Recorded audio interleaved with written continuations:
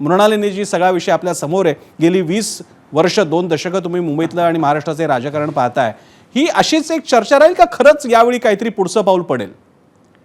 अगदी खरं सांगायचं झालं प्रसन्नजी तर ब्रँड ठाकरे सध्या उद्धव ठाकरेंपुरता अडचणीत आलेला आहे. खरं तर उद्धव ठाकरे जेव्हा वेगळे लढले होते 19 साली तेव्हा देखील त्यांनी अत्यंत मोठ्या प्रमाणात जागा जिंकल्या होत्या. उद्धव ठाकरे हे बाळासाहेबांचे वारसदार आहेत हे महाराष्ट्राने त्यावेळेस स्वीकारलं होतं. खरं तर सुभाष देसाईंनी एका दसऱ्याच्या मेळाव्यात सांगितलंही होतं की बाळासाहेबांपेक्षा जास्त जागा उद्धव ठाकरेंच्या नेतृत्वात जिंकल्या गेल्या आहेत. ते सत्य होतं, वास्तव होतं.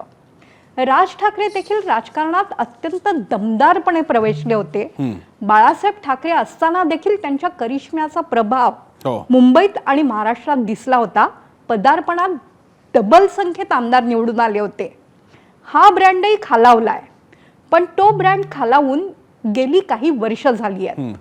उद्धव ठाकरेंसमोर मुंबई जिंकण्याचं आव्हान आहे आणि मुंबई जिंकण्यासाठी राज आपल्या बरोबर आले तर मराठी माणसाचं ऐक्य, भावांनी एकत्र घेणं, या भावनिक मुद्द्यांना भर येईल आणि कुठेतरी मराठी माणसाच्या मनावर आपण अधिराज्य गाजवू शकू हे त्यांना कळलेलं आहे. मनसेच्या प्रतिक्रिया आतापर्यंत अत्यंत सावध आहेत आणि त्यातली संदीप देशपांडेंची आपण जी प्रतिक्रिया दाखवली ती मला अतिशय महत्वाची वाटते. की महाराष्ट्राच्या मनात 19 साली काय होतं तर भाजप आणि सेनेनी राज्य करावं, तसं झालं नाही.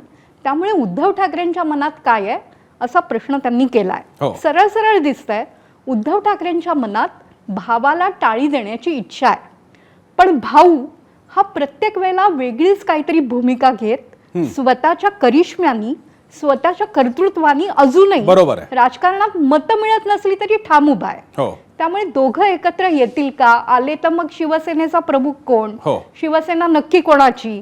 सगळे आमदार तर एकनाथ शिंदेकडे निघून गेले आहेत, आपल्या प्रतिक्रियांमध्येही ते आलाय. त्यामुळे हा मुद्दा 10-12 दिवस सतत चालू राहील. ब्रँड खालावलाय हे खरं आहे आणि तो विभाजित 3 ठिकाणी झालाय. एकनाथ शिंदे त्यातला मलिदा घेऊन गेले.